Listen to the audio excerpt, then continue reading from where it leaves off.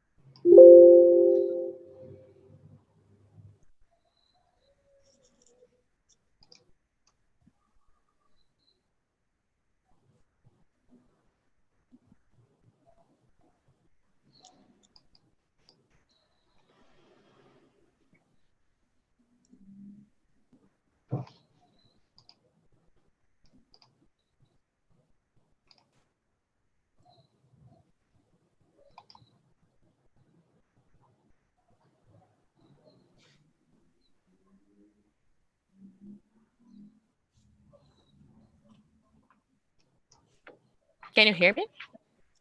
Yes. Now I'm back. Yes. So, Gilsenan is a former chairperson of the Irish Film Institute. He also served on the Irish Film Board and on the board of the International Dance Festival Ireland.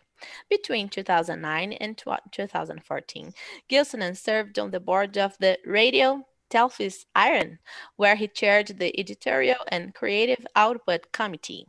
He is currently on the board of Fighting Words, a creative writing center for young people founded by Sean Love and novelist Rod Doyle. So thank you, Alan, for being with us. So the first person to ask you a question is Jill. So let me introduce Jill.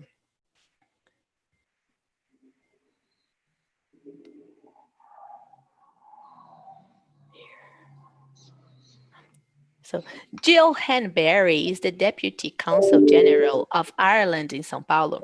Originally from Dublin, the capital of Ireland, she has been based in Brazil for 3 years. Jill's previous role was in EU Division, working in Enlargement and Western Balkans section of EU Division. Having studied European studies and later international peace studies, Jill has a keen interest in history, culture, and gender studies. So, Jill, now you have the word. Thank you, Carol, for that kind introduction, and it's my absolute pleasure and honour to be here today. I'd first of all like to say a special thank you to Laura and to Mariana and to all those associated with the WBA's Chair for Irish Studies and ABEI, all those working tirelessly behind the scenes and in front of the scenes to put together this week's events. And I'd like to sincerely congratulate you on what has certainly been a very successful and a very stimulating symposium as we start the final sessions this afternoon. I would also like to extend my gratitude to Alan for being with us here today, with us virtually all the way from Wicklow, the Garden of Ireland. As Carol has mentioned, Alan Gilsenan really needs no introduction. He's an award-winning and much celebrated and beloved Irish filmmaker, also a writer and a theatre director. Since his first film adaptation of Beckett's 1965 A. Joe, no less, Alan's work has covered a diverse range of films and documentaries, which are acclaimed for their experimental approach, their abstract style, and their provocative stories. For decades, Alan has been a key figure in Irish cinema and has an unrivaled understanding of the film industry in Ireland from all sides, having served as Carol said, in the Irish Film Board and also as the chairman of the IFI, the Irish Film Institute, who supported Laura and Mariana today in putting together the film series that SP Cine are showing. I think that Alan won't mind me saying that he's a great friend of Brazil. I had the pleasure of meeting Alan last August when he was in São Paulo for the screening of his films at the Cinemateca de São Paulo, which was an absolute treat. And I know that Alan has very strong connections with the Irish Studies programs here in Brazil. I was personally delighted to be asked to participate in this panel discussion because I think that this film in particular, Eliza Lynch, The Queen of Paraguay, emphasises the shared and historic links between Ireland and Latin America. And to my shame, I have to admit that I wasn't aware of the figure of Eliza Lynch before coming to Brazil, who is such an important figure in the history of Paraguay and so well known throughout the region here more generally, often as a notorious figure or a controversial one. And I think it's only in the 21st century that through the incredible work of Alan and the work of historians like Michael Lillis and Ronan Fanning, who feature extensively in the film, that Eliza has gained the attention and is gaining her rightful place in Ireland as an influential historical figure. Of course, there was the work of historical fiction by Anne Enright on the life of Eliza Lynch, which had made great progress in enhancing the visibility of Eliza in Ireland.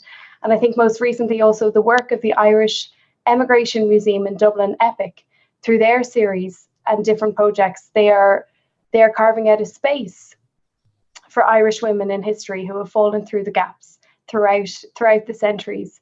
But I guess that leads me to my first question, Alan. I'd be curious to know, and if you recall, when did you first hear about Eliza Lynch, and when were the seeds of this film first sown? Well, Jill, first of all, thanks for your kind words. And can I also echo your congratulations for everybody in ABEI for organising this extraordinary week and for all they do all the time to create cultural links between our two countries. You know, as you mentioned, I've always had a long-standing interest in Latin America. And I suppose the figure of Eliza, I didn't really know much. Like most Irish people, I didn't know much about her. I kind of some vague impressions that I picked up along the way. But it was really through Michael Lillis, who you mentioned, who's a very eminent former member of the Irish Department of Foreign Affairs, somebody who was very involved in the Anglo-Irish Agreement and one of life's wonderful characters, I think. Michael came to me first because he developed a great passion for the story, and together with the eminent Irish historian Ronan Fanning, who's sadly passed away since, they had written a book on Eliza and thought there was a film in it. So Michael came to me, and you know, Michael, for anybody who knows, is a man that it's hard to say no to in any respects, but certainly the story of Eliza, when I started to read, you know, was just totally enticing. And Michael himself tells a very interesting story about how he first became. Michael's an absolute lover of Latin America, knows it very well, but after his diplomatic career, he went into aviation leasing very successfully, which is another area where Ireland, you know, have huge success. But he ended up in Paraguay and he met the president of Paraguay, and the president greeted him and said, "But of course, Mr. Lillis, you know, our national heroine is an Irish woman, Eliza Lynch." And Michael, the great diplomat he is, you know, nodded sagely and quickly ran off to find out who Eliza Lynch was. And that started for him, and then for his great friend, Professor Ronan Fanning, this extraordinary odyssey, this kind of obsession, I think it's fair to call it, with trying to find the story, trying to find out the true story behind Eliza, who is, as you rightly say, a sort of forgotten figure in Irish history. So really, to come back to your question, it was when Michael came to me, he gave me their wonderful book.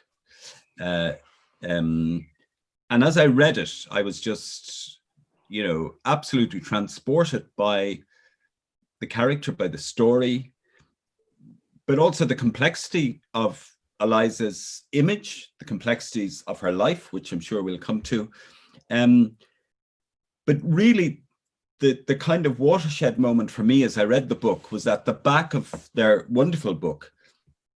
They have a translation of Eliza's kind of, she calls it the Protesta, which was written at the end of her life. And it was written in Buenos Aires when she had, you know, really was at her lowest point in her life, perhaps.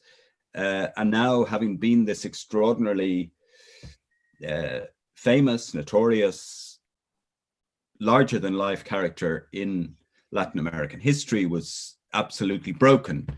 And she wrote this memoir, or the beginnings of a memoir, which was part kind of biography and part, I suppose, the start of a legal campaign to try and regain what she felt was hers. So it's a kind of odd document, but Michael and Ronan got it translated into English for the first time. And when I read that, it was like hearing Eliza speaking from the grave to me and saying, you know, I have been, you know, there have been calumnies against me and I want to have my say. And that was the beginning of the film.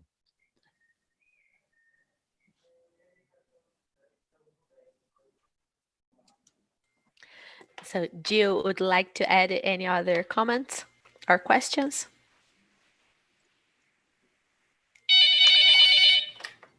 I have lots and lots of comments and questions, but I think maybe I'll let Marcio come in with his, and so that we can open up the discussion. Okay. So now I pass the word to Marcio. Yes. So Marcio Miranda Perez is a film curator and programmer. Graduated in film and video from the School of Communication and Arts of the University of São Paulo. He has worked since 2004 for different events and festivals, such as Curta Kinoforum, São Paulo International Short Film Festival, Mix Brazil Festival, and Ecofalante Film Festival. He is also a short film director and film editor, and his works have been screened and awarded in Brazil and abroad. Yes, so now Marcio, it's with you. Thank you, Carol. First of all, I would like to thank the organization committee of ABEI for putting this event together. And also thank you for inviting me to be part of this conversation with Alan. So, hi, Alan. Nice to talk to you again. We've met, I think, last year in São Paulo also. So I have a couple of questions about the film. The theme of the Paraguayan War has always been a sensitive issue, even now more than 150 years later. Like any war narrative, it is filled with ideologies and misinformation. In Brazil, for example, we learned very early in school a very vague version about the war that basically claims that Solano Lopez was a crazy and irresponsible dictator and puts Brazil in a role of heroic self-defense. In Paraguay, on the other hand, Brazil is seen as a cruel and bloody enemy, and Solano is a hero of the national resistance. I found out that Eliza herself is even mentioned in a strange book called The World's Wickedest Women, alongside Lucrecia Borgia and the famous killer Lizzie Borden. And at the same time, she celebrated both in Ireland recently and in Paraguay.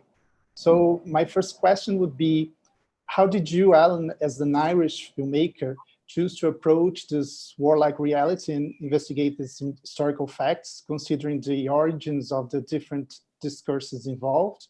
And how do you see the role of the men interviewed for the film, particularly the competing narratives of the Brazilians, the Paraguayans, and the Europeans? Thanks, Marcio. Yeah, I mean, it's a very complex and important question. I mean, I suppose first when I came to the story, I knew little, to my shame, I knew little of the war. Even the titles of the war, you know, in Paraguay, as you know, it's called the War of the Triple Alliance. And here in Brazil, it's the Paraguayan War. So even the titles show the divergence in the narratives. But I knew very little about it. And that was to my shame, as I say. So my initial encounter with the story of the war and Solano Lopez and Eliza within that obviously came from a Paraguayan perspective. You know, I went to Paraguay, I spent a lot of time there. And of course, you know, as an Irishman, you know, I think I'm naturally drawn to the small guy beaten down by the big guy. And, you know, there's an emotional pull in that. There's also, I hasten to add, a historical truth in that. And so I suppose, you know, there's a lot of mythology surrounding Solano Lopez, and there's a lot of even more mythology surrounding Eliza.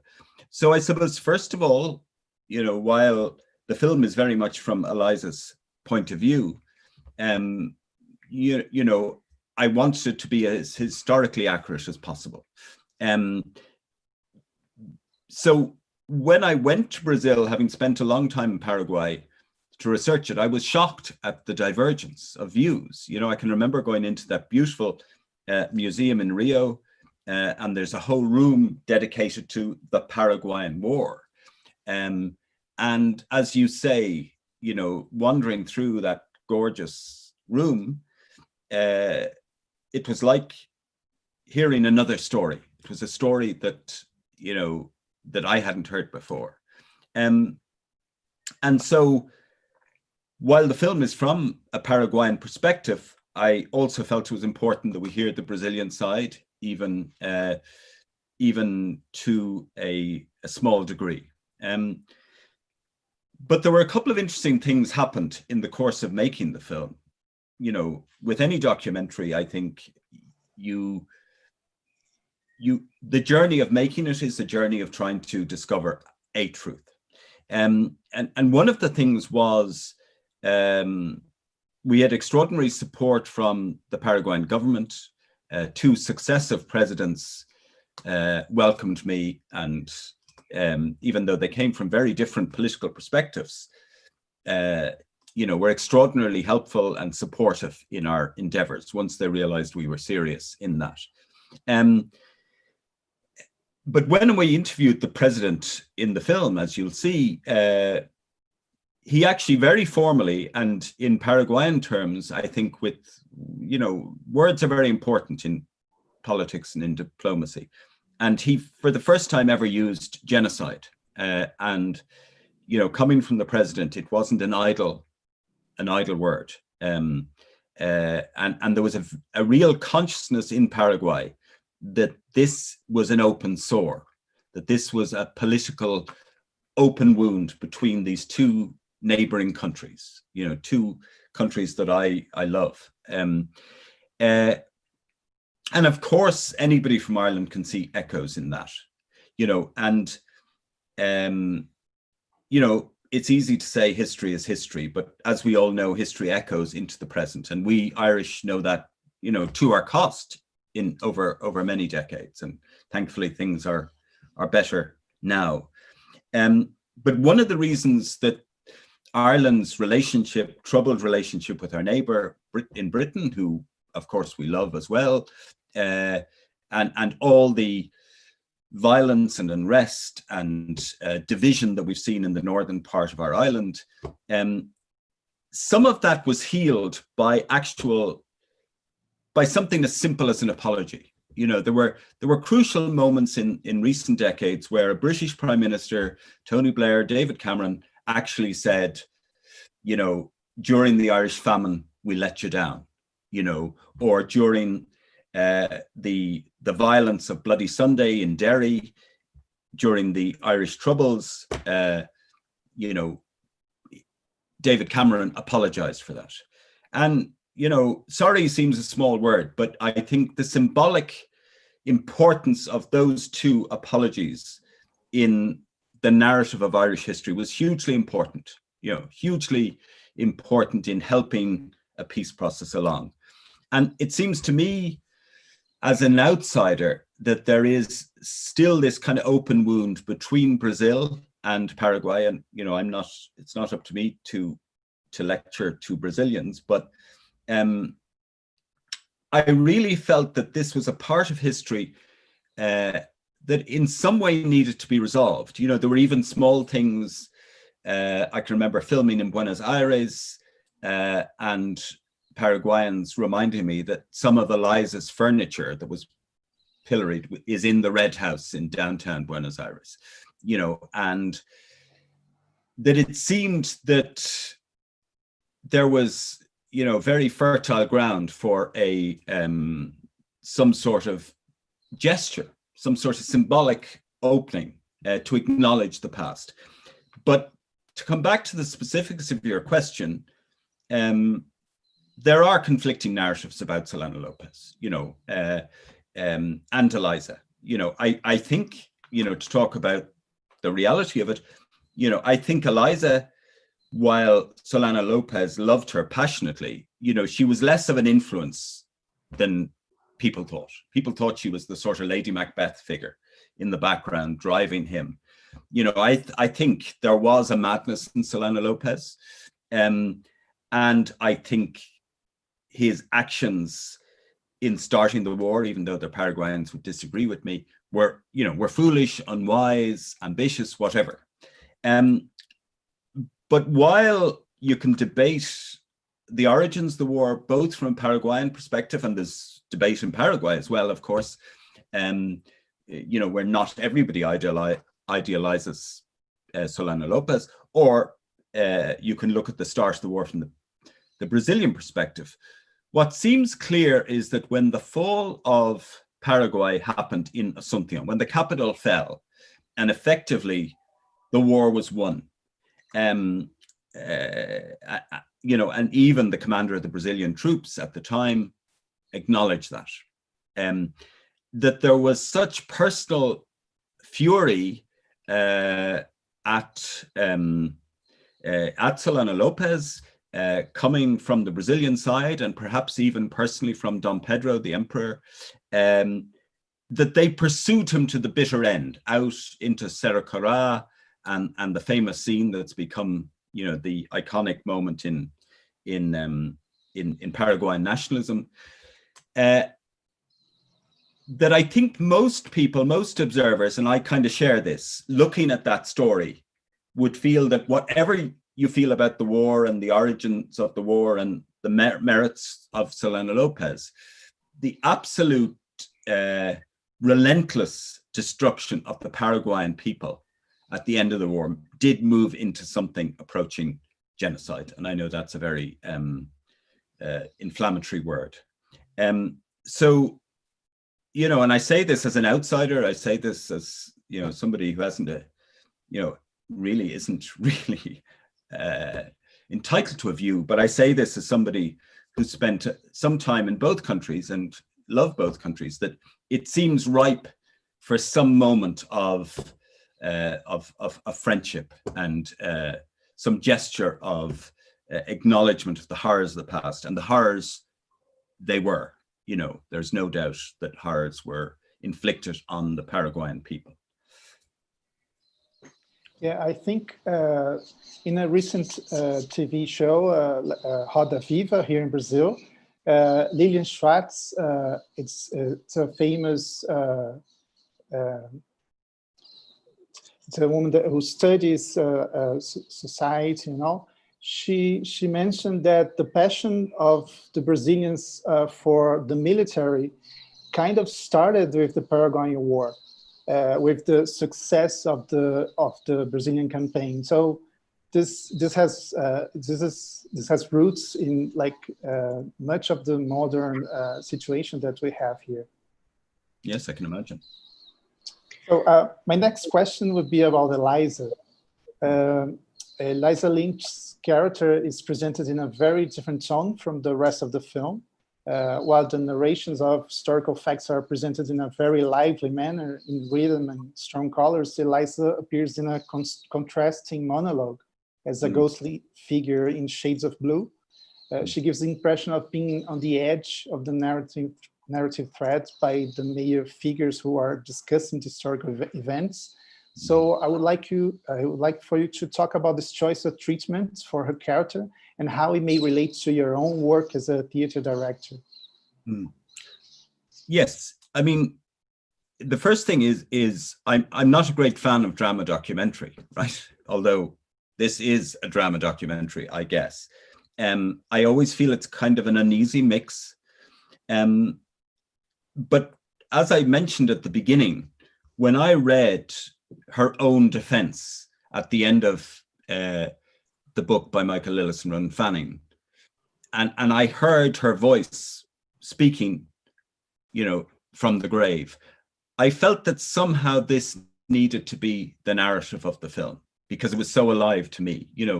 Historical figures, particularly as far back in history as Eliza is, it's often, there are very few primary texts sometimes. So when I felt that I wanted to hear her speak from the grave, and that the film in some way would be her defense of herself, I suppose I had this idea of her ghost, you know, her ghost that couldn't sleep, that couldn't be laid to rest, wandering in a sort of, you know, a sort of half-light, a sort of limbo, a sort of way station between the past and the present. And as you rightly said, you know, the colors, the design, everything about that part of the film was to try and capture this slightly heightened state, this kind of theatrical state, maybe even with kind of elements or hints of magic realism in it, that this world, that she could speak directly to the audience from the grave, and that would be intercut with, I suppose, a more traditional documentary, where her voice was wandering with us, you know. So as she spoke in scenes of contemporary Paris or Asunción or wherever, that it was as if she was with us on our shoulder, that the ghost of her was on our shoulder talking to us, you know. And often I think when you make a documentary, you have that feeling, you know, because you invest a lot in people. You know, I made another film years ago about Roger Casement, who was another great Irishman who, you know, had considerable impact in South America and in Brazil. And I remember at the start of the film going to this just probably is touch my madness, but, you know, going to his grave in Glasnevin and actually sort of talking to him, you know, and saying, look, you know, put me straight on this, Roger, you know. So there is that kind of weird ghostly thing that you have to invest in, that you have to connect to. And so the idea of that structure, which, you know, I was debating, was that we would allow Eliza's ghost speak from this kind of no man's land, this ghostly castle, and that would comment on the world of the present, the documentary going on. So that, you know, I would recreate scenes of the battle by using contemporary imagery of Paraguayan troops, you know, and yet I had a sense of Eliza looking down on Paraguay and Brazil and commenting on how her story had been perceived. And one of the funny little details that, you know, we were looking for a location to shoot Eliza's kind of monologues, and we came across this beautiful, strange, rundown castle in the centre of Ireland, which was called Charleville Castle. And of course, Eliza Lynch was from Charleville, which is another town in the south of Ireland. So that was one of those lovely little coincidences that filmmakers are very fond of. Okay, thank you. Can I come in there, Alan? When you talk about the voice of Eliza, and that's something that really struck me throughout the film. I really had such a sense of who she was, and of course Maria Doyle Kennedy playing her, who now I can't, of course, has played numerous other roles that are much beloved, but she really, I associate her so strongly now with Eliza. How did that process work in identifying Maria, or how did you? Because I guess a character like that has such weight over the whole film and brings a certain tone and has a big influence on the final result. Yes, well, I mean, you know, in a way, it was a difficult one to cast because, you know, I think Eliza, even though she was born in Ireland, and, you know, her late teens were in France, and then she moved to Paraguay, and, you know, by all accounts, I think she's, you know, she spoke Spanish better than she spoke English, you know, and she had a kind of Spanish accent, and, you know, so I toyed with, you know, perhaps getting a kind of Spanish-speaking actress or an Irish actress. It was kind of hard to know which way to go. But then there was something about Maria. I've known Maria for a long time. You know, I remember her as a you know, a young pop star with an Irish band called the Hothouse Flowers. And, you know, I've watched her and admired her since, both as a singer, which she is primarily, and then also as her acting career blossomed. And there's something about Maria that she has both and she has it as an actress, but she has it in person. You know, she has a kind of regal beauty, but also great strength and great sense of herself, which I always imagined Eliza would have.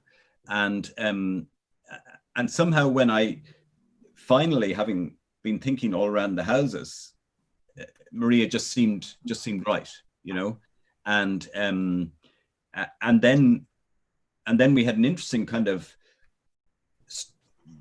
funny story that in that I kind of wanted a sort of body double to play the young Eliza in Paraguay, just to kind of represent her visually, you know. And you know, I didn't see this as an acting role. It was more like I just wanted a physical presence in Paraguay, to represent the young Eliza.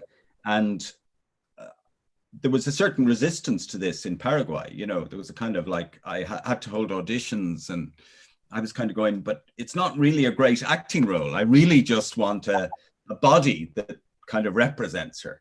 And then at one point I was trying to explain what I wanted, and I kind of was saying, well, you know, it could be something that, say, a model could do. And there was sort of disapproval that a model could play, you know, the great national heroine. And then sort of in jest, because I was trying to, I said, well, somebody like Lorraine Franco, who, for those who don't know, is, you know, an Olympian javelin thrower for Paraguay, and a model. And, you know, she's kind of a superstar. She's kind of Beyonce in Paraguay. And I said this in jest, you know, and then a couple of hours later, Lorraine Franco turned up at the Recoleta Cemetery in Asunción, where we were filming, and absolutely got what I wanted. But there was a certain indignation in Paraguay that I was casting a sort of Sports Illustrated model as the great national heroine. But I think she was great in the end. And I guess that was something I was very aware of, that you had the support of the Paraguayan government, and as we've mentioned already, that the President Federico Franco participated in the documentary, and then also Eliza's direct descendant, Ambassador Miguel Solano Lopez. And what did that burden feel like? You've shared a little bit there some of the logistical challenges that you faced, but also the, as we've mentioned already, the open wound that you were saying, the historical figure of and patriotic pride that the people feel for Eliza, but then also the difficulties with the atrocities that were committed and still seem very much alive in the folklore of the country today. How did that responsibility phase you?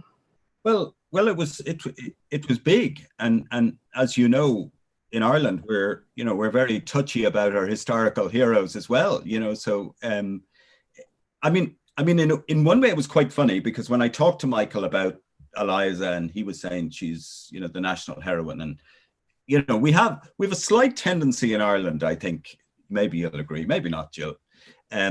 You know, we've slight tendency of maybe overstating ourselves, right? So, you know, Irish people are always the best people everywhere, right?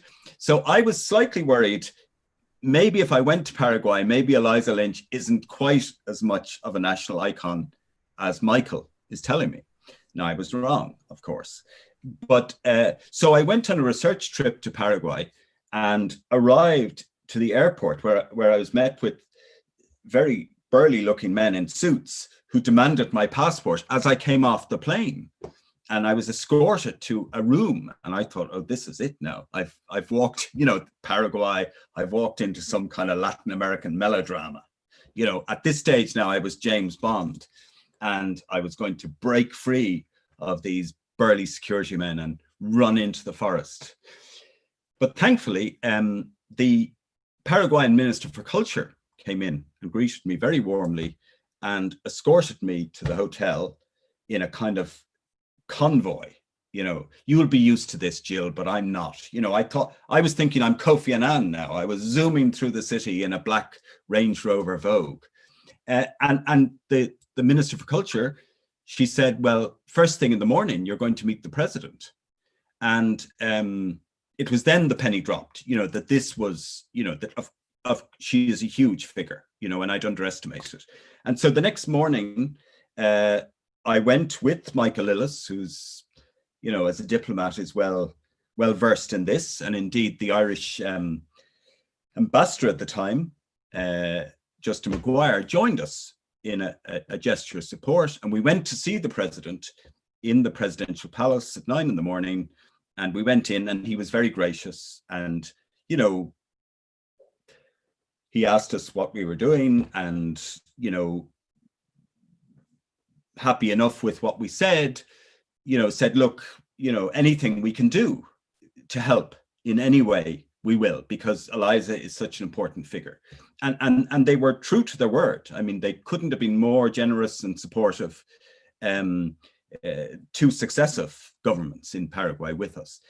But just as I went out, and both presidents, both President Lugo and subsequently President Franco, said the same thing to me as I left the door, and they're very different political perspectives. They basically said, you know, don't mess up. You know, this is important.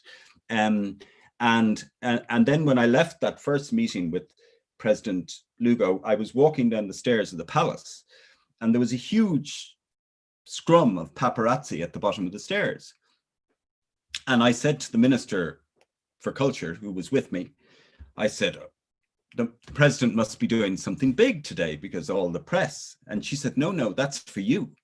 And it was then I realized, you know, that this, I mean, I'm telling, you know, a jokey story in a way, but the truth was that it was then I realized, you know, that she is such an important figure to Paraguayans and Solana Lopez, and that it'd be foolish to underestimate how important this was, you know. And I kind of felt it would be like if you came to Ireland in the 40s and said you wanted to make a film about Pádraig Pearse, you know, there would definitely be a sense you want to get it right. Absolutely. So no pressure then. And so then I would be curious to know what was the final, I guess, the reception from the people of Paraguay. I think one thing that really came clear over the film was that Eliza and Lopez were the heroes of the common people and representing the voices of the ordinary people in the country. So how have you found the reception of the people in Paraguay, and then I guess in other countries as well where you have shown the film? Well, I mean, you know, I should say, if I haven't before, you know, I love Paraguay, you know, and they were the most gorgeous, generous, gracious people, you know, whether it was the president or the street vendor, you know, they were incredibly supportive of what we did. And it, you know, it's a wonderful, wonderful country. I mean, I think there were subtleties in it. I think Eliza, who, you know, when she came to Paraguay, you know, and was courting the president's son, there was a certain disapproval of her. She'd been married before in a complicated sort of marriage she was almost tricked into. So she wasn't viewed by the hierarchy in Paraguay, the respectable Hispanic hierarchy, as a respectable woman. And so I think Eliza very sensibly, and maybe there's something of her Irish roots in this, knew that she would have to garner the support of the ordinary people, you know, and there's certain theories that say Eva Perón would have been aware of what Eliza achieved in Paraguay since the establishment didn't like her, she would get the people on side. So that then when Solana Lopez became the president, when his father died, there was a great political advantage for him because Eliza had such love from the common people. And so so when the film was made and finished, you know, and I don't want to be too like, there is a lot of very intelligent, subtle debate within Paraguay about the pros and cons of Solana Lopez and Eliza, you know, and you know, there's plenty of discussion about their merits. So it's not just, oh, all Paraguayans think they're fantastic, but I think even people who don't think they're fantastic respect them as historical figures, you know. But when the film was finally finished, it had this, you know, wildly glitzy premiere in Paraguay, and you know, and I think you know, I'm sure there was plenty of debate about nuance and stuff, but I think generally they felt that here was something that was at least restoring her story to public view.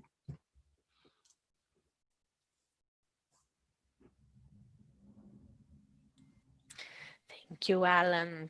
So there are plenty of questions already in our comments, but I'll start saying that I got to know Eliza Lynch through literature. So my research, my PhD research, was on Anne Enright's works. So then I read The Pleasure of Eliza Lynch by Anne Enright, which is a fictional account of this historical figure. Ah, yes, I love it. Yes, and by the first time I was reading this book, I also mentioned this in the previous session. I was struck by a passage in which Anne Wright, the narrator, says that Eliza, in fact, spoke many languages. She wrote in French, married in English, and she ate in the Irish of her childhood kitchen. Her fate now was in Spanish, and she would die in Guarani, which is to say, obscurely. The lover in her head spoke Russian in whispers. The devil in her head spoke Portuguese. So that was the first time I heard about Eliza Lynch, and that was the first time I read in a foreign literature that the Portuguese, the Brazilian Portuguese, which is my mother, the devil for someone. So and then I read the book by Lilian Fanning. I watched your film, and I started feeling shamed and guilty because of these histories, as Marcio already mentioned. And I'd like to Victor made a comment here in our YouTube comments. He said, when I watched the film, I felt a historical shame and guilt. I didn't know how I would feel that. So it was surprisingly that while watching that film, as Brazilians, we feel that. So Victor is asking, he's wondering if you received comments and reactions from the Brazilian audience. So Jill asked you about the reception in Paraguay. I'd like to ask you about the reception here in Brazil. I think, I mean, the film hasn't been screened that often in Brazil, and I think one of the things is that the people who tend to go to film festivals and go to screenings in the Cinemateca in Sao Paulo tend to have a similar perspective to yours. You know, they tend to be liberal, and so a lot of Brazilians said to me similar things. A, they didn't know about it. B, they felt a certain shame for it, and you know, I think that was very striking. Now, I don't know, obviously, further afield, if other people saw the film, you know, they'd probably feel it was biased or something against the Brazilians, which certainly wasn't the intention. But I do remember the film was shown at the London Film Festival, and the then ambassador to Britain and Ireland that Jill mentioned earlier, who is a direct descendant, he got up at the end of the screening and because he's very impassioned about this and really feels that Brazil needs to apologize. And he made a very passionate speech at the London Film Festival, which, you know, I don't think an Irish diplomat would have made, because it was virtually a declaration of war on Brazil. Like, it was kind of, you know, so these are very strongly held feelings in Paraguay, you know. But certainly most Brazilians I've talked to have felt a certain degree of shame and a certain amount of, well, there's history that we didn't know, and they would have shared your feelings, yeah. And Alan, also regarding The Pleasure of Eliza Lynch, here, Tom Hennigan asks if you read Anne Wright's novel before completing the film, what did you make of it, and what do you think is the role of literary fiction in historical memory? So did it influence you somehow? It didn't influence me. You know, I've known Anne for a long time. We actually studied English together in Trinity. So, and in fact, I mean, this isn't a fact she'd advertised much, but in fact, she was in the first film I ever made. She was the lead actress. But strangely, and you know, and I admire her hugely as a writer. Strangely, her book on Eliza had passed me by when it came out. You know, maybe I vaguely had heard about it, but I certainly hadn't read it. And when I came to making the film, because even though Maria Doyle Kennedy's speech throughout a lot of it is from Eliza, a certain amount of it is my fictional reading of Eliza. You know, so some of it is my writing and some of it is Eliza Lynch's actual text. So I suppose, you know, like a lot of writers, I didn't necessarily want to be influenced by other voices. And Anne, you know, had said publicly that she hadn't done a lot of research, you know, that her book, The Pleasure of Eliza Lynch, was a fictional, you know, meditation on a historical story. So I didn't read it then, you know, and there's also an American novel by Lily Tuck, also about Eliza. And I kind of steered clear of reading them. But when the film was finished, I did read it, of course, you know, and I think it's a really wonderful book. And, you know, whether Anne had done a lot of research or not, and she said not, you know, I really feel in some ways through osmosis, you know, she really, you know, captured the truth of it. And to come back to Tom's question about the relationship between historical fiction and, you know, I think all history is fiction. You know, all history is a kind of an imagining based on the facts,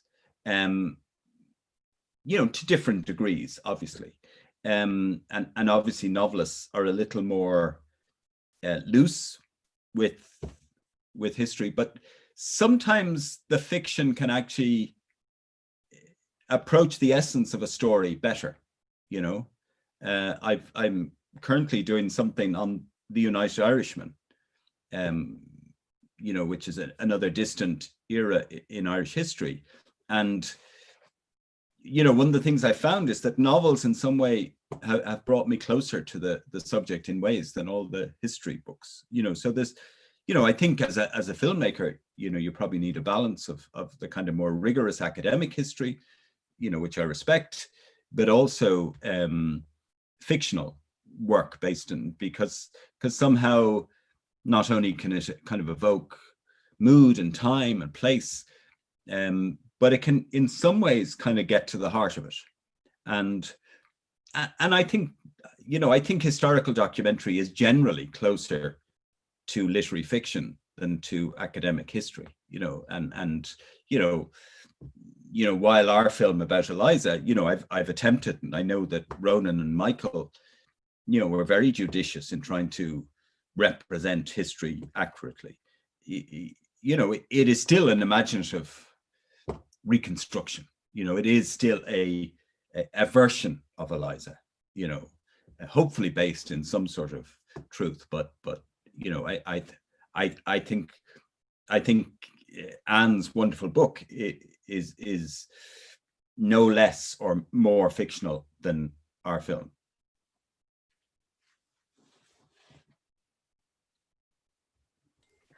So my research on Anne Wright was on the representation of motherhood and pregnancy in her stories. So in The Pleasure of Eliza Lynch, she represents Eliza pregnant, traveling from France to Buenos Aires, yes. And this representation of this woman pregnant on a boat, I was analyzing how that is represented in literature. And while I was watching film, you've dedicated a session of your film to talk about Eliza as a mother. Yes. She says something like, I gave Solano 7 children. People tend to underestimate that, but it's 7 children. It's a big.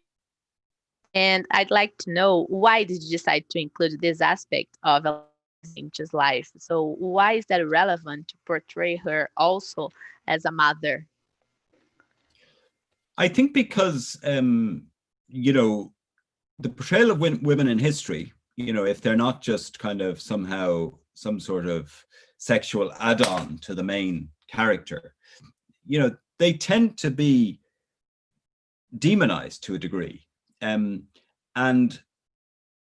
part of that seems to me, and this is just a vague sort of theory, you know, that they're, well, to talk specifically about Eliza, you know, as she says in the film, you know, that many children is a big thing. You know, you can't underestimate having 6 or 7 children, many of whom died. You know, you can't write that out of history. You know, it might be just a footnote. Most history books would have a little thing, you know, she had children.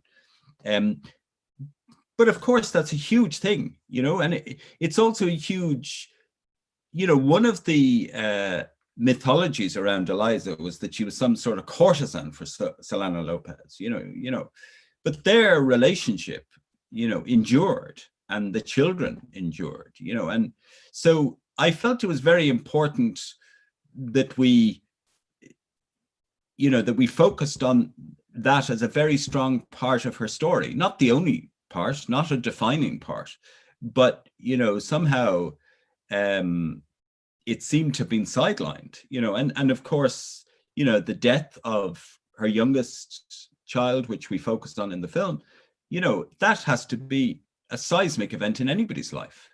And then for her son later on at the end of the story in Cerro Corá to be killed, you know, and for her to have to bury him, and her husband with her bare hands on the battlefield, you know, they are huge emotional things. And, you know, somehow the emotional often gets, the personal gets written out of history, and the events, the wars and the treaties and the political drama seems to dominate. But of course, as we all know, the personal things are far more potent. So Tiago asked you a question here. He said, since in making the film, have you been interested in any other Irish figures in South and Latin? We've just mentioned Roger Casement as well. And would you be interested in embarking another journey into the Irish diaspora? Well, I'm available. I'll be there. I wish I was there with you now. No, I do. I mean, you know, for whatever reason, I have a fascination with Latin America, but also with the Irish links to Latin America, which, you know, Jill mentioned, you know, are largely forgotten. Less so now. And in fact, Ronan Fanning's son wrote a wonderful book about this, and there are plenty of other people working in this area. But, you know, the traditional narrative of Irish emigration, you know, was the great journey, you know, to North America or perhaps Australia, and obviously to Britain, and to a degree to Europe, you know, the wild geese and all that. But somehow that channel across the Atlantic to Latin America which wasn't as big in terms of numbers, but it was very substantial in terms of an experience, has been until recently underrepresented. And so I'm always kind of, I'm always wary about talking about ideas in the future, but it's certainly something that I'm very interested in pursuing. And I think, I wonder, is it partly because the Irish people who moved to Latin America, their language was transformed. They began to speak Portuguese and Spanish. So their stories didn't come home in the same way.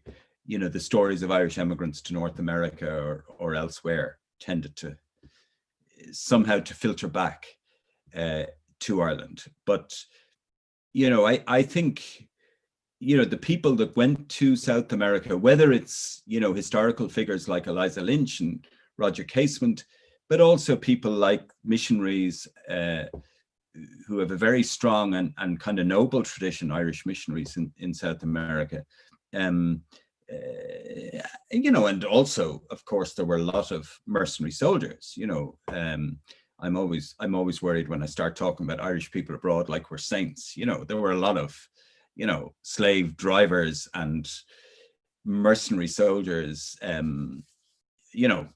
We weren't all good guys all the time. I mean, mostly we're good guys, obviously, but I think the complexity of that history has to be told. And I think even in the history of Peru, the history of Colombia, the history of Mexico, there are extraordinary stories across the whole region.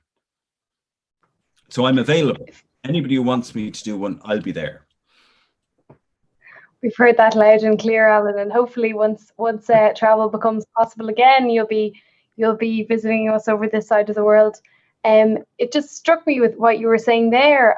So many of your films do have a really strong Irish connection or an Irish component, but you have also done some films that don't. Was that something that was intent, that you it's inevitable that a lot of your films would have a strong focus on some Irish connection or figure, and then what is the difference in your approach to when you're doing a film that's connected to Ireland, or then maybe one that has no connection at all?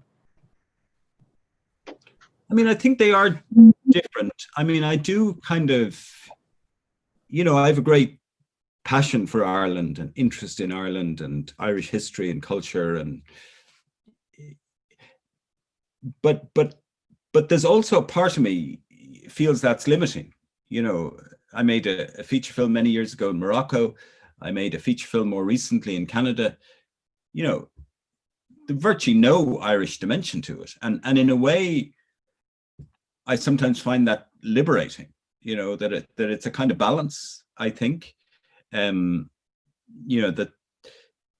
sometimes it's liberation even visually to escape from your own landscape, even if you're making a film about an Irish character abroad. So I don't know what the answer is. It's somewhere between the two, actually. I'm fascinated, by Ireland and passionate about it. But equally, I hope I'm not so, narrow that, that I can't investigate other stories. I'm working on a film at the moment that's, largely international with no Irish element at all. So I think it's somewhere between the two. And of course, nowadays, we are, to coin a cliche, we're living in a more globalized society, and there is more osmosis between our experiences. Even what we're doing this evening, wouldn't have been possible 20 years ago. So I think that obviously has, advantages, but challenges as well. So I think Marcio has one question to you, Marcio. Would you like to ask something? Actually, I had, but he kind of answered already, because I was curious about this relationship between Ireland and Paraguay, because like the both histories are very struggling, like Ireland with the famine and depression, and also Paraguay with the situation with the war. So you kind of mentioned, but if you want to elaborate a little more about this relationship between the two countries, it would be interesting to hear. Yeah, I mean, I think, I think Ireland is, unusual in some respects, and I see it as a positive thing, that we are this small country, that has a history of oppression and prejudice and colonization, and a lot of what Irish people have experienced historically connects to people around the world. And yet, as I say that, Ireland is now very much a first world country. We're also an English-speaking country. We're strangely positioned on the edge of Europe, that there are very strong bonds with America, and there's a historical connection there, and there's a cultural connection. And also, we're looking to the other direction, looking east. There's we're very much part of Europe and very proud of our connection to Europe. So that there's a complex mix there if you're Irish, and it gives us lots of advantages. But I think, and I don't want to be getting into kind of cliches of, oh, Irish this and Irish that, but I think there's certain facts, that the fact we're a small country, that we understand what it's like to be put upon and put down and looked down upon.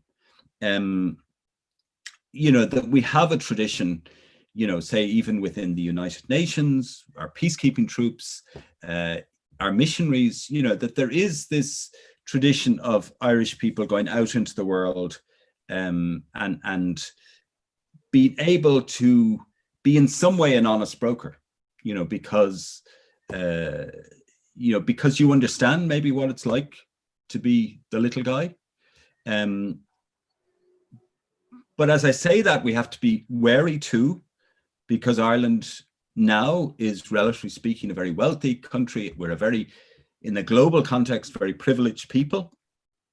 We have, until recently, generally been white, monocultural. And, as I said earlier, our history isn't all, apple pie and roses. Irish people have, been involved in,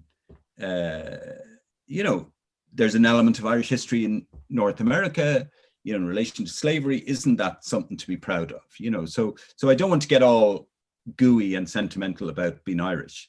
But I do think there is something in us that we have to be careful about losing, actually, because, here in Ireland now, as Ireland becomes more multicultural, we have to ask ourselves serious questions about race, about gender, about all these questions, that we're not just saints. So far, I think generally we've responded well to these changes, as we should and as we must.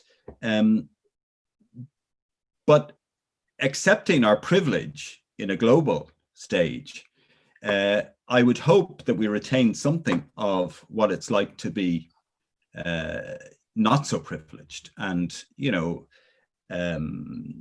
you'd presume, and Jill can talk more about this than I, but something like Ireland now being on the UN Security Council, I would have a certain confidence in Jill's colleagues that they're there with an eye on the little guy, and I think that's important, and that's a vital thing to do.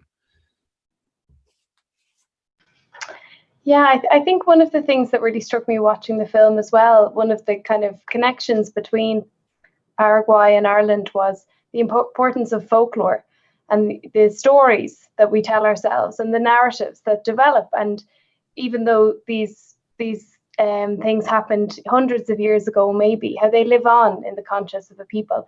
And Alan referenced some of those points, really significant points in recent Irish history that have let us close properly the wounds that had developed over hundreds years of complicated history. And that is something that I think really informs the work of the Department of Foreign Affairs, and how including our work that we do in this region, particularly in Colombia, and sharing the lessons that we have learned in areas like peace building, and that we do have not a unique ability to understand these things, because unfortunately conflict is something that has been visited on most parts of the world, but that we do know, I think, how to create a space for dialogue, and to make sure that everybody at the table has a voice, which I think is always important. And yeah, as Alan mentioned, we are taking up a seat in the Security Council, which is something that we worked really hard to do. It's something that Ireland does only about every 20 years. And so when we do it, we like to make sure that we can make an impact. So at the start of next month, we will be taking on observer status, and then from next January, taking over as one of the non-permanent members. But I was hoping I could ask one more question about Eliza, Alan, and in terms of, I think I was really struck as well by one of the comments by her direct descendant, who was saying that Eliza Lynch is seen as a national hero in her own right, not just somebody connected to Lopez. And as you've kind of touched on before, that women throughout history would either be kind of completely defined as a sexual character, or maybe just kind of an add-on, like you say, the footnote. You know, Charles Stewart Parnell's sister also did a few things for the land movement, or Lady Gregory also co-founded the ABEI Theatre and this kind of thing. And what do you think about Eliza? Do you think that she is seen as an individual in Paraguay, a separate figure, or is she still very much kind of the add-on to Lopez, who obviously had such a defining figure in their own history following the War of the Triple Alliance? No, I think Jill, she is seen in her own right, you know, and I think her achievements stand. You know, I think in embracing, as I was talking about earlier, the ordinary Paraguayans,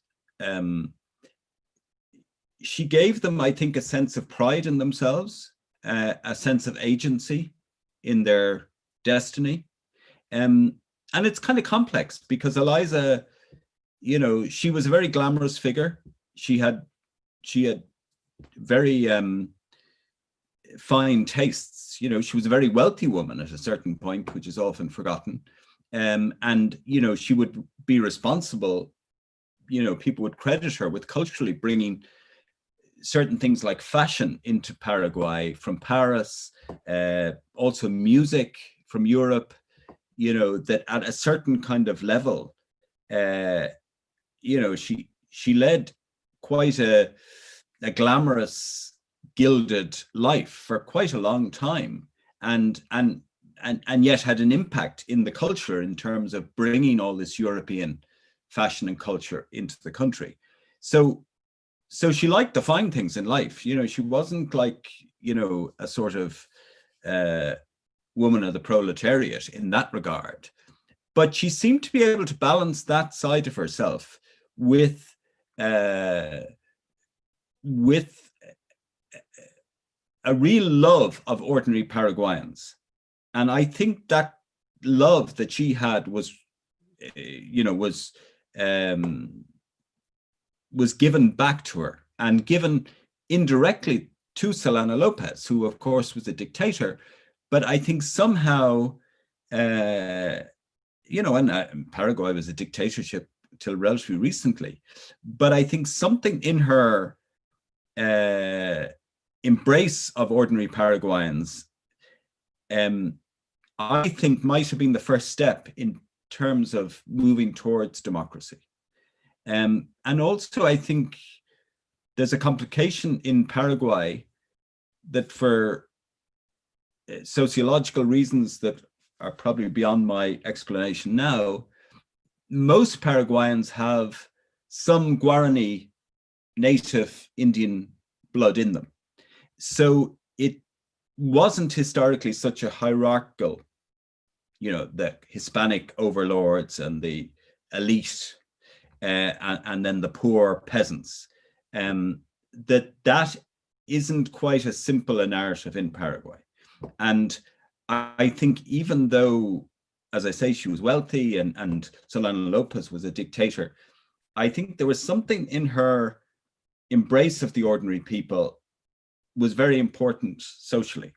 And also during the war, while she was portrayed in magazines in Brazil and Argentina and beyond, as this demonic woman behind the warrior Solano Lopez, there is actual evidence of her,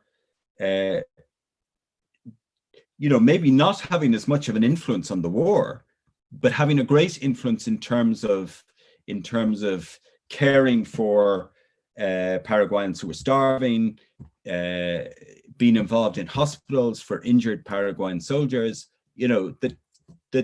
There's a substantial legacy there, and I think Paraguayans, while she'll be forever connected to Solano Lopez, and it's interesting because as people will have seen in the film, her body, her remains, like many historical figures, has shifted.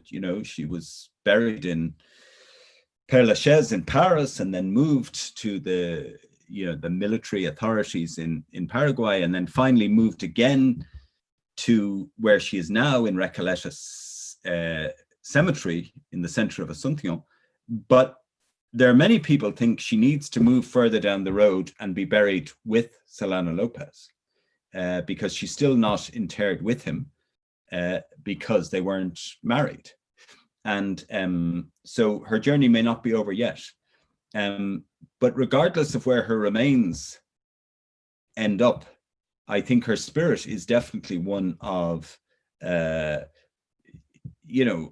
which is hugely meaningful to Paraguayans. And she's complex. And I think part of the reason she's so fascinating, part of the reason that she provokes interest in books and controversy, is she isn't an easy, there is something elusive about her. She was complex, and she wasn't certainly a saint. I think there was a real part of her was just a survivor. She father died in the famine in Ireland. She ended up kind of as a teenager in Paris trying to make a life for herself. So there was a tough side of her, a side that knew she had to survive, and so she wasn't by any means a saint, but she certainly wasn't a devil either. And I think it's in her kind of complexity is why people are kind of endlessly fascinated by her. That there is something elusive in her which you can't quite pin down. I think it's similar too with somebody like Roger Casement, and there's plenty of controversy and versions of Roger Casement in history. But part of his enigma is that it's actually hard to pin them down. Yes, and I totally agree. She is a very enigmatic character. But just when you mentioned her spirit, I guess one of the questions, but I don't know if it's okay to ask, but I was curious if you think her spirit is in peace. As we mentioned before, with the humanizing aspects that you've included in the film, focusing on her on the love story and her meeting Lopez, and then having her children and the death of the children. But there was a scene towards the end of the film, one of the final scenes, when she started ripping up the floorboards and was talking about the kind of constant darkness and death that has plagued her life, and really portrayed her as a tragic figure when there had been moments of light throughout the film. And so in terms of her current reputation and how she's remembered, would she be pleased? Has her name been redeemed? I think that's a really interesting question, and it's something that I toyed with a lot. I mean, I do think, and this is total. Now, this is kind of my fantasy here. We're into fiction, but I definitely see her as a troubled soul, somebody who isn't entirely at peace with her life. She was somebody, I think I say it in the film, but, when you think back on her life, she was surrounded by death. She grew up in Charleville in County Cork at the height of the famine. There were literally, her father was a doctor. He worked in the famine and died from disease during the famine. But there were open graves in, the 10-year-old Eliza would have seen open graves, would have seen, bodies being wheeled on barrows through the streets of Charleville. That's not fantasy. I mean, that's fact. And then to go from that, into the absolute horror of the Paraguayan War and what happened there, she was somebody who was kind of immersed in death. One of the things I felt when I finished the film actually is that I maybe in that sort of, in trying to tell that part of her story, that I may be slightly under told the part of her that had this glamorous life, this life of privilege and money, and she had a very fine life for a certain part of her life. But I think, and for this, I'm going by that fragment of a memoir that she wrote in Buenos Aires towards the end of her life. That was a woman who I felt, was partly trying to defend herself legally because she felt she'd lost financially and all sorts of things. But more importantly, the voice of that piece of writing is a woman who has been absolutely, destroyed in the public imagination. We can probably think of figures now in the tabloid press who are, absolutely just written off. And I suppose at least now people in the public eye are able to talk back in a way. But I do think Eliza was somebody who wouldn't say she was perfect by any means, but did have some sort of inner dignity, which she would like recognized, that she was not this horrendous person that she was painted in after the war. And so, you ask, would her soul be at rest? I think probably a little more so. I think she would probably appreciate that, books as nuanced as Anne Enright's and Lily Tuck's and, hopefully maybe even my film and many other things, are slowly restoring her, not beatifying her, but just restoring her to the public imagination as the complex woman she was, rather than a kind of cartoon character, and I think she certainly deserves that, No, definitely within the history here, to be less of a caricatured villain, but also to have her name recognised in Ireland, I think is definitely something that was overdue, and that your work and the other people that you've mentioned has gone a long way to doing. I was curious, I guess, not to mention COVID. We could have gone a whole session with forgetting the reality that we're living in, but can I ask how that's impacting the culture scene? Do you think I know it's obviously having a terrible impact on many artists and just postponing so many projects and initiatives that would have been underway, but so in general, what is your sense of that, and do you see any changes in how we are engaging with culture at the moment, or any kind of long-term effects that this will have? Well, I think within Ireland, the kind of live performing arts, music, theatre, dance, opera, have been absolutely decimated. I mean, it is really heartbreaking. There is a real crisis there.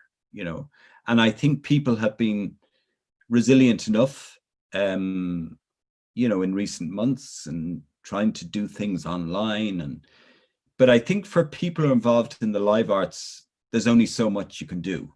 You know, there's only so many pieces of art you can put up online, and you know, so I think there's a real crisis there, you know, genuine. You know, if I talk to any of the people I know who are involved in the live arts, it's really quite bleak, and they're trying to find interesting ways around that, but it's still very, very difficult. I mean, film and television's been a little luckier because I think they found ways. You know, it's a little easier to manage. I mean, it's difficult and it's expensive and it's time consuming, but you can manage to make a film. And so film probably has been a little more resilient. But certainly, you know, I think, you know, none of us know what's going to happen, but I think certainly, you know, we need to do as much as we can to support artists, first of all. And secondly, that regardless of what happens, that we find a way of allowing that, you know, as well as every other aspect of society, but, you know, allow the arts get some oxygen and have some life, you know. And I think, you know, there's always arguments at times like this, you know, about the relevance of the arts, you know. But I think, you know, while people need hospital beds and education and homes and all those kind of really important stuff, there is also something in the arts that knits all that stuff together. You know, it's the thing that we're drawn to, you know, and that I think, you know, any sort of healthy society has to have all those things integrated. And I think, in fairness, I think that's recognized here in Ireland. But I'd be wrong if I underestimated like the real crisis there is, particularly in the performing arts.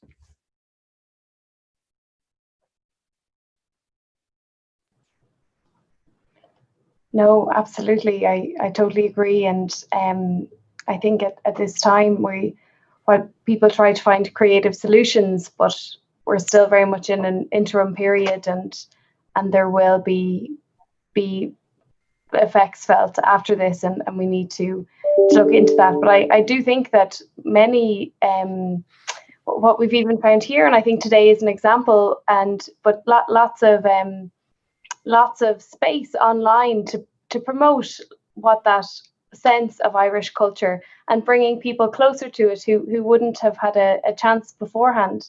And I was watching as well, I know that you were working with the new Museum of Literature in Ireland with your filmic response to Ulysses, which would have been launched earlier this year, and so the creative alternatives that you were finding to still make sure that you've contact with an audience, because I guess at this time it really is more important than ever. People do miss the arts in their lives and the kind of connection that can give us with other people, and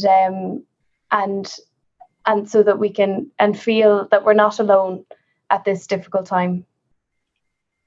Yeah, no, absolutely.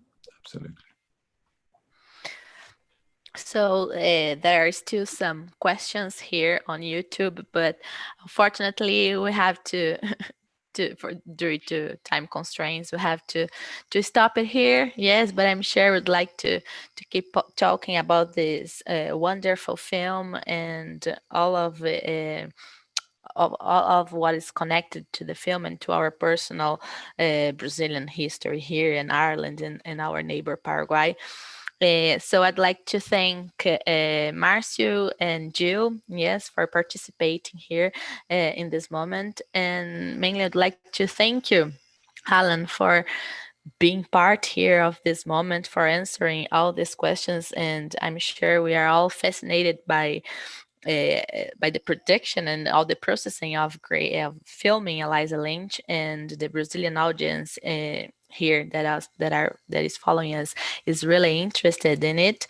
And thank you also for the film, which is part of our Mostra de Cinema. I think it's a great opportunity for us to watch now during this moment that we cannot have like a mostra de cinema as we would like to have, yes, going to the cinema and having this talk presentially, but I think it is being a wonderful moment.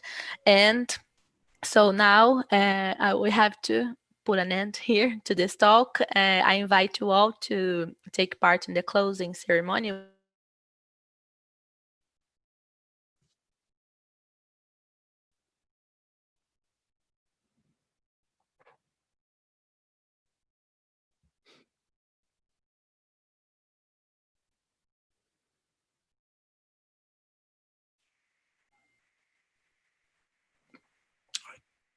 I can't hear Carol there.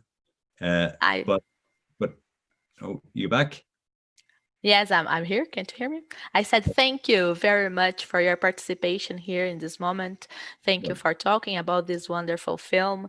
Thank you for permitting your film to be on our Mostra de Cinema. It's been a great opportunity for us. Well, I want to thank you all. You know, you've been incredibly gracious, and it's been a real delight. And I wish you all well and send love and all sorts of good things from Ireland. And also congratulate you all in ABEI on an amazing week of discussion. And your interest in Irish culture and Irish studies and academic work is, you know, is really appreciated. I'm kind of humbled when I see the extraordinary range of work that's done there. So long may it continue. Thanks. Yes, thank you very much. So now we are heading to the closing ceremony of our symposium. Yes, thank you, Marcio. Thank you, Jill. Thank you, Carol. Thank you all. Thank you so much. Thanks, Carol. Thanks, Marcio. Thanks.